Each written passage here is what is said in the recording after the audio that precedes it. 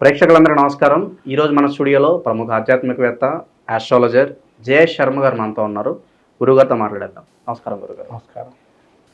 గురుగారు, మే నెలలో తులారాశి వారి పరిస్థితి ఎలా ఉండబోతుంది? పాజిటివ్ ఉంటుందా, నెగిటివ్ ఉంటుందా? గురుగ్రహ సంచారం కూడా ఈ నెల జరుగుతుంది కాబట్టి వీళ్ళకి ఏ విధంగా ఉండబోతుంది గురుగారు తులారాశి వాళ్ళకి? శ్రీ గురుభ్యో నమః. శ్రీ మహాగణాధిపతే నమః. శ్రీ మహాసరస్వత్యై నమః. హరి ఓం. శ్రీమాత్రే నమః. ముఖ్యంగా ఈ యొక్క రాశి వారికి, తులారాశి వారికి మనకు చూసినట్టయితే చిత్తా నక్షత్రం 3-4 పాదాలు, అట్లానే స్వాతి నక్షత్రం 4 పాదాలు, విశాఖ నక్షత్రం 1-2-3 పాదాలు తులారాశివి. ఈ తులారాశి యొక్క గ్రహస్థితి చూసినట్టయితే ముఖ్యంగా మనకు పంచమంలో రాహు, షష్టంలో శని శుక్రులు, అట్లనే మే 4 నుంచి వీరికి సప్తమ స్థానంలో బుధుడు, తదుపరి అష్టమ స్థాన సంచారం, గురుడు కూడా వీరికి భాగ్యస్థాన సంచారం, కుజుడు దశమస్థాన సంచారం, అలానే కేతువు ఏకాదశ స్థాన సంచారం. ఈ యొక్క సంచారం చేస్తున్న సమయంలో ముఖ్యంగా తులారాశి వారికి ఈ యొక్క ఉగాదిలోనే చెప్పుకున్నాం మనం, యోగదాయకంగా ఉంటుందని. కాబట్టి ఈ యొక్క గ్రహస్థితి శని శుక్రుల కలయిక ఏదైతే ఉందో 6లో వీళ్ళకి చాలా యోగప్రదంగా ఉంటుంది. ఎందుకంటే 6లో కనుక శని ఉంటే వీళ్ళకి శత్రువుల నుంచి ఏదైతే భయాందోళనలు ఉంటాయో అవన్నీ నశించిపోతాయి. శత్రువు అనేటువంటి వాడు ఉండడు. రాహు పంచమంలో ఉండడం వల్ల రాజ్య పూజ్యత, సన్మానాలు, కార్యక్రమాలు ఉంటాయి. అలానే రాజ్య పూజ్యత అంటే గౌరవించేటువంటి వారు ఎక్కువగా ఉంటారు. అలానే వీరికి గురువు కూడా అష్టమ స్థాన సంచారం వల్ల, ఈ యొక్క భాగ్యస్థాన సంచారం వల్ల గురువు కూడా అనుగ్రహం కలిగింది. కాబట్టి జన్మస్థానాన్ని చూస్తున్నారు. కాబట్టి ఈ విధంగా గురువు అనుగ్రహం వల్ల శుభ కార్యక్రమాలు కానీ, తర్వాత విద్యార్థులకు కానీ, ర్యాంకుల్లో కానీ యోగదాయకంగా ఉంటుంది. అలానే బుధుడు కూడా సప్తమ స్థానంలో సంచారం చేస్తూ అష్టమ స్థానంలో ఉన్నాడు కాబట్టి చాలా యోగదాయకంగా బుద్ధి పోటీతత్వంలో ఉండేటువంటి విద్యార్థులు కానీ, పోటీ పరీక్షల్లో కానీ, విదేశీ ప్రయత్నాల్లో కానీ యోగదాయకంగా ఉంటుంది. అలానే వివాది శుభ కార్యక్రమాలు కానీ, నూతన గృహారంభ గృహప్రవేశాదులు కానీ తగినటువంటి మాసంగా గోచరిస్తుంది. అలానే వీరు ఏ కార్యక్రమం చేసినా విజయం సాధించే అవకాశం ఉంటుంది. కొద్దిగా సమయం పట్టినా విజయం సాధిస్తారు. అలానే పంచమంలో రాహు ఉండటం వల్ల సమస్య పరిష్కారం అయ్యే అవకాశం ఉంటుంది. ఇంకోటి ఏంటంటే వీళ్ళకి కొంతవరకు పంచమంలో రాహు ఉండటం వల్ల కొంతవరకు ఎక్కువగా వీరికి వివాహ ప్రయత్నాలు ఏవైతే ఉంటాయో అవి కొన్ని సానుకూలం కాకుండా ఉండడం, మధ్య మధ్యలో ఆగిపోవడం లాంటి జరిగే అవకాశం ఉంటుంది. కుజుడు వీరికి 10లో ఉండడం వల్ల స్తబ్దుగా వ్యాపారం నడుస్తుంది. అది వృత్తి వ్యాపారం కావచ్చు, ఉద్యోగం కావచ్చు. కొద్దిగా మీ మీద నిందారోపణ చేసే అవకాశం ఉండడం, లేకపోతేనా ఏదైనా వృత్తిలో స్తబ్దత అంటే ఎక్కువగా ఇంతవరకు సంపాదించింది ఒక ఎత్తు, ఇప్పుడు ఒక గడ్డు కాలంగా గోచరించడం జరుగుతుంది.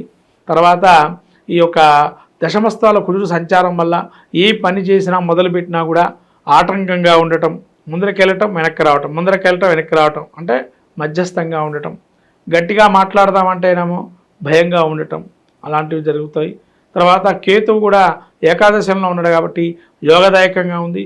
కేతువు ఏకాదశంలో ఉండడం వల్ల కొంత నష్టమైన లేదా లాభమైన కొంతవరకు సమస్య పరిష్కారానికి మార్గాలు ఎంచుకుంటారు.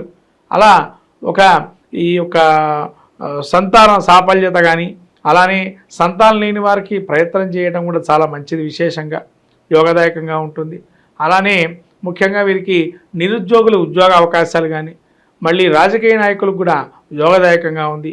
సినీ ప్రముఖులకు కూడా యోగదాయకంగానే ఉంది. మీడియా రంగంలో వారికి కానీ యోగదాయకంగానే ఉంది. ఒక్క లాయర్లకు మాత్రం చాలా జాగ్రత్తగా ఉండాలి. ఎందుకంటే మీరు వాదించేటువంటి కేసు కొంత ఇబ్బందులు పడే అవకాశం ఉంటుంది లాయర్లకి. కాబట్టి జాగ్రత్తగా కేసు వాదనలు జరిగేటప్పుడు కొంతవరకు మీరు అవగాహన తెచ్చుకొని అక్కడ వాటిలో పారదర్శకత ఏది ఉంది దాని గురించి చెప్పడం అనేది నేర్చుకోవటం. మళ్ళీ డాక్టర్స్ ఏదైతే ఉంటారో, డాక్టర్లు దశమంలో కుజున్నాడు కాబట్టి ఖచ్చితంగా వీరికి డాక్టరు చదువుకునేటువంటి వృత్తి ఉండేటువంటి వారికి కానీ వాళ్ళు కొంత మేలుకోలు తెలుసుకోవటం మంచిది. ఎందుకంటే ఇదివరకు మీరు ధర్మం న్యాయంగా ఉన్నా కూడా అదంతా ఎవరు చూడరు. ఎంత ధర్మంగా న్యాయంగా ఉన్నా కూడా డాక్టర్లు కావచ్చు, న్యాయాధిపతులు కావచ్చు, న్యాయాధినేతలు కావచ్చు, న్యాయం చెప్పేటువంటి అడ్వకేట్స్ కావచ్చు, ఇవాళ అటువంటి కాలంగా ఉందని ఒక గోచారంలో మీకు అవపడుతుంది. కాబట్టి మీరు కూడా దాన్ని సమర్థిస్తూ వెళ్తే మాత్రం కొంత బాగుండే అవకాశం ఉంటుంది. అది కొంత మెలకువలు నేర్చుకోవాలి మీరు దాని గురించి. అలా ఎలా వెళ్తుంది, సమాజంలో మనం ఏ విధంగా ఉన్నాము, మనం ఏ విధంగా వెళ్తున్నాం, మనం ధర్మంగా ఉన్న అవతల మనిషి మన ఇబ్బంది పెడుతున్నాడే అనే ఒక ప్రభావవంతమైన జీవితంగా ఉంటుంది. ఇక ఆరోగ్యపరంగా ఎలా ఉంటుంది గురుగారు? ఆరోగ్యపరంగా వీళ్ళకి రవి ఏదైతే ఉన్నాడో సప్తమ నుంచి అష్టమ స్థానం సంచారం చేస్తున్నాడు కాబట్టి కొంత అతి ఉష్ణం అనేది ఎక్కువగా ఉండడం, వేడి ఎక్కువగా ఉండడం, రక్తహీనత ఉండటం, తర్వాత తొందరగా అరక్కపోవటం తిన్నది, అలాంటి కొద్దిగా ఇబ్బందిగా ఉంటుంది.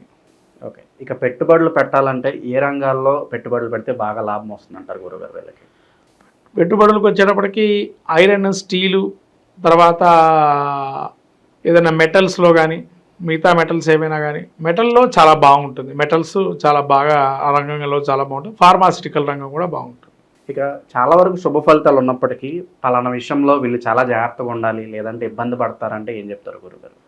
ముఖ్యంగా వీరికి ఏదైనా విషయంలో కొంత ఆటంకాలు ఏర్పడుతున్నాయంటే కుజుడు దశమంలో నీచబట్టున్నాడు కాబట్టి కొంతవరకు ఇబ్బందిగా ఉంటుంది. ఆ కుజుడి యొక్క అనుగ్రహం పొందాలి. సుబ్రహ్మణ్య ఆరాధన తదేకంగా చేయటం, సుబ్రహ్మణ్య క్షేత్ర దర్శనం చేయటం, సుబ్రహ్మణ్య స్వామికి అభిషేకాలు చేయటం, విభూతితో అభిషేకం చేసుకోవటం లాంటివి చేయటం వల్ల మంచి కలుగుతుంది. అలానే వీరికి ఈ యొక్క బుధుడు కూడా అనుగ్రహం తక్కువగా ఉంది కాబట్టి విష్ణు సహస్రనామం పారాయణ కానీ వినటం కానీ చేయటం వల్ల మంచి ఫలితాలు కలుగుతాయి. సో కొంతమంది నరఘోష ఈ నరదశతో బాధపడుతూ ఉంటారు. మరి ఇలాంటి వాళ్ళు ఎలాంటి పరిహారాలు చేసుకోవాలి గురుగారు ఈ రాశి వారు? వారు ఆకుపచ్చ రంగు ఒక చిన్న బ్లౌజ్ పీస్ తీసుకొని దానిలో వీళ్ళు ఏం చేయాలి అంటే ఆ బ్లౌజ్ పీస్ని మంచిగా ఇష్టదేవుడు కులదేవుడిని ధ్యానం చేసుకొని దానిలో బియ్యం పోసి బెల్లాన్ని కట్టి ఆ మూటని మంచిగా కట్టేసి ఆ మూటని మన పూజా గదిలో పెట్టుకొని ప్రతి బుధవారం రోజు ఆరాధన చేసుకొని 5 బుధవారాలు అయిన తర్వాత ఏదైతే దేవుడిని మీరు అనుకుంటారో ఆ దేవుడు హుండీలో కావచ్చు, ఆ దేవుడు గుడిలో వేసి పెట్టేసి వస్తే మంచిది. విశేషంగా ఏమన్నా దానాలు చేసుకుంటే బాగుంటుందా గురుగారు? ఇక్కడ కుజుడికి కందిపప్పు, కందులు దానం చేయటం మంచిది. అలానే మినుములు దానం చేయటం వల్ల మంచి కలుగుతుంది.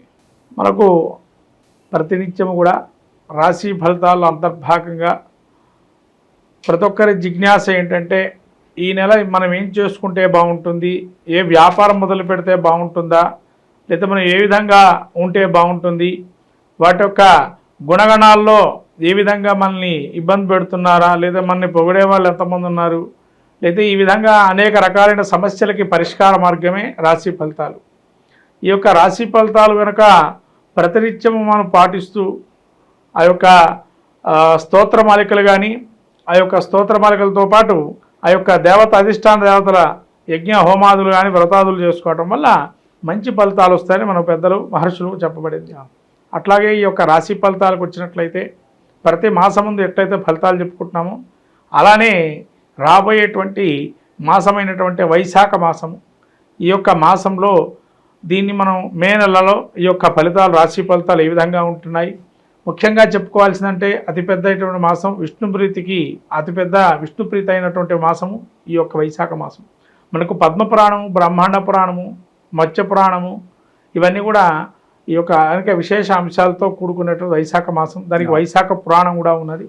అలానే దానాల్లోకెల్లా అన్నదానం గొప్పదని, పానీయాలు ఏదైతే అన్నపానాదులు మనం దానం చేస్తే కనుక గోదాన ఫలితం కలుగుతుందని చెప్పి, అలానే అనేక దానాల్లో కూడా ప్రత్యేకంగా పితృప్రీతిగా ఇచ్చేటువంటి దానాలు కానీ, అలానే ఈ యొక్క వైశాఖ మాసంలో సాక్షాత్తు విష్ణు స్వరూపంగా మనం బ్రాహ్మణ్ణి ఆరాధన చేసి ఆ విధంగా దాన ధర్మాది క్రతువులు చేసుకోవటం వల్ల సాక్షాత్తు మహావిష్ణువు అనుగ్రహిస్తాడని, అందులోనూ అక్షయ తృతీయ అనేటువంటి రోజు, తర్వాత సింహాచలం అప్పన్న చందనోత్సవం, అలానే సత్యనారాయణ స్వామి యొక్క ఏకాదశి కళ్యాణము, అలాగే వైశాఖ పౌర్ణిమ, మనకు వాసవి కన్యకా పరమేశ్వరి జయంతి, అలానే వీరబ్రహ్మేంద్ర స్వామి వర్ధంతి, అలాంటి జయంతోత్సవాలు, అలానే గంగా అవతరణం యొక్క భూప్రపంచం మీద ఎప్పుడైతే గంగా అవతరించిందో అటువంటి మహత్తరమైనటువంటి రోజు. అలానే మనకు ప్రతినిత్యం కూడా సంకష్టహర చతుర్థి, అలానే వైశాఖ మాసంలో అనేక దివ్యమైనటువంటి యోగాదులు ఇవన్నీ కూడా కూడుకున్నటువంటి మాసంగా వైశాఖ మాసం ఉంటుంది. ఈ వైశాఖ మాసంలో మీరు శంకర జయంతి, తర్వాత రామానుజుల జయంతి లాంటి ఉత్సవాలు కూడా అనేక చేస్తుంటారు. ఇదేంటంటే మనకు మన సనాతన ధర్మాన్ని ప్రబోధించేటువంటి గురువుల యొక్క ప్రత్యేకమైనటువంటి జయంతోత్సవాలు ఇలాంటివన్నీ కూడా జరుగుతున్న అత్యుత్తమైనటువంటి మాసం వైశాఖ మాసం.